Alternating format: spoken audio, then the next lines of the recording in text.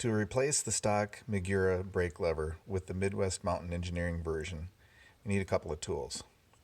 A small hammer, a drive pin provided with the lever, a 15mm deep well socket, and a bit of grease. Normally you would do this job with the master cylinder mounted to the handlebar on the bike, but it's much easier to show the disassembly and reassembly of the lever on the bench. The first step is to remove this pivot bolt and nut and set them aside.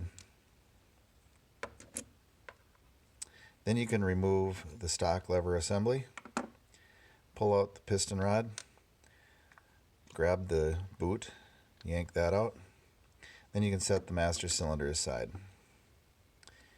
Now we need to remove this bushing, and it can be done from either side. It goes either way. Just grab the drive pin, catch the edge, push it out.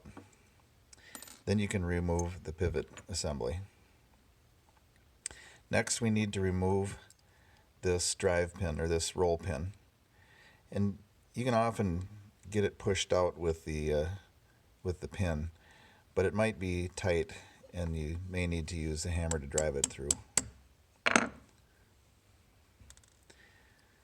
This pin will not be reused, it's unnecessary. Then we can remove the adjusting screw.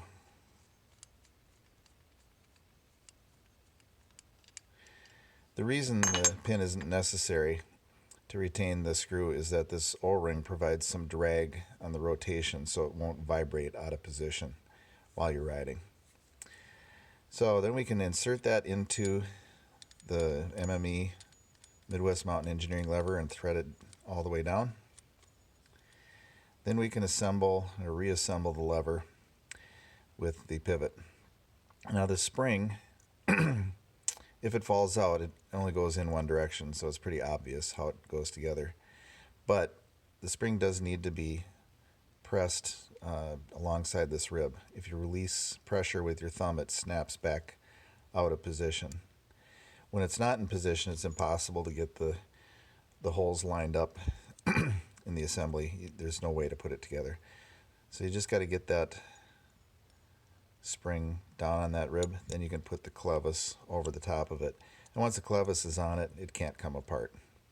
Then simply grab the bushing and drop it in place, and then it's a matter of lining up the bushing holes. So prevent it from coming straight through. When you're applying pressure with your thumb and it becomes aligned, it'll pop into position. And if you don't have a finger backing up, it could go shooting out the other side. Then the lever is assembled. You can go back to the master cylinder, grab the deep well socket and pick up the rubber boot and insert it into the master cylinder. Just check and make sure that it's fully seated. Then we can grab the piston rod and stick it in there. The piston rod sets in the cup on the end of the piston, so it should be centered.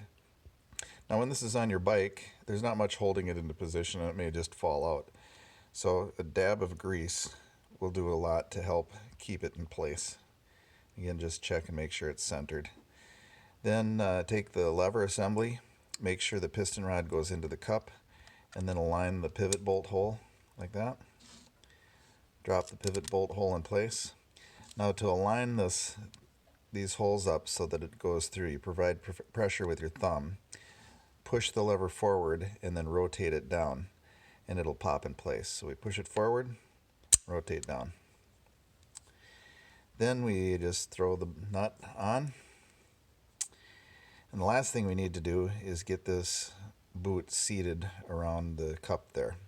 And we simply collapse the lever, hold it a little bit, and it'll pop in place. And there the lever is assembled, ready to put back on the bike.